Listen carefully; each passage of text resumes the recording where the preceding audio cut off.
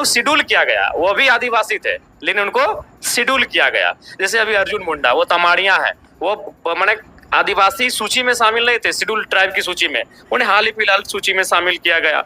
उसके बाद जो लोग ये बयान दे रहे हैं, विशेषकर जो अगर निशा दी बोल रही थी और भी बहुत सारे लोग बोल रहे हैं, तो चलिए वो या तो वो उरांव है या मुंडा है या संथाल है, जो भी है, अगर आदिवासी जन्म से पैदा होता है तो आप फिर असम में आदिवासी क्यों नहीं है?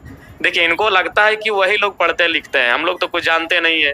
असम में संथाल, उरांव, मुंडा ओबीसी है। तो अगर आप आदिवासी जन्म से हैं तो वहाँ ओबीसी क्यों है? असम में ओबीसी क्यों है? संथाल, मुंडा, उरांव जो झारखंड में शेड्यूल ट्राइब है, बिहार में भी शायद शेड्यूल ट्राइब है, और बंगाल, उड़ीसा में भी शायद शेड्यूल ट्राइब है।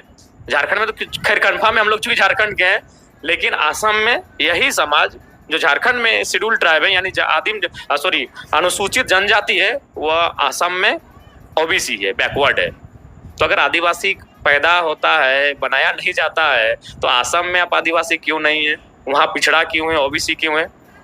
और वहाँ क्यों आप लोग, जिस तरह का झारखंड में कुर्मी समाज रेल टेका कर रहा है, आंदोलन कर रहा है अनुसूचित जनजाति यानी शेड्यूल ट्राइब की सूची में शामिल होने के लिए, सेम असम में संथाल, मुंडा, उरांव तथा अन्य जो समाज है वो आदिवासी में शामिल होने के लिए आंदोलन कर रहे हैं। तो ये तर्क तो सीधा खारिज कीजिए। सही बात है, जन्म से ही वो आदिवासी होता है, लेकिन लोकतांत्रिक देश में आपको सूचीबद्ध होना पड़ता है, आपको उस सूची में शामिल किया जाता है, उस सूची में आना पड़ता है। और झारखंड राज्य बना ही था सरकारी और गैर सरकारी आदिवासी कुर्मी। सरकारी आदिवासी यानी जो सरकारी सूची में है, और हम लोग गैर सरकारी, तो बस हम लोग गैर सरकारी से सरकारी जो सूची है, शेड्यूल, उस सूची में अपनी उपस्थिति दर्ज कराना चाहते हैं। तो इसलिए वो तर्क जो है वो तथ्यहीन है। अगर उनको इतना ही बहस करना है तो वो असम चले जाएं, वहाँ संथाल है, मुंडा है, उरांव है, वो ओबीसी है। अच्छा, एक सवाल और एक आता है कि जैसे हमेशा कुर्मी लोग कहते हैं कि हमको छला गया है, तो ऐसा क्यों हुआ? संविधान ऐसा क्यों किया गया कि कुर्मी को लगता है कि जैसे हमको संविधान जब निर्माण किया जा रहा था, या तो कुछ समय बाद उसको शायद 1931, कोई बोलते हैं 1951 के बाद कुर्मी को वहां से शेड्यूल कास्ट से बाहर कर दिया गया।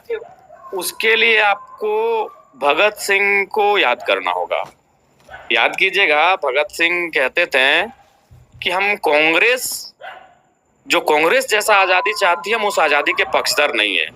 कांग्रेस केवल अंग्रेजों के हाथ से आजादी चाहती है, बाकी व्यवस्था वही रहे, ब्यूरोक्रेट्स की व्यवस्था वही रहे, कलेक्टर की व्यवस्था वही रहे, तमाम जो रूल्स हैं, रेगुलेशन है जो अंग्रेज छोड़ के जा रहे हैं वही रहे।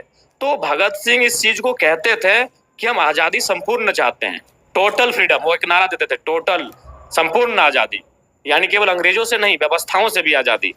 तो चूंकि जब भारत देश आजाद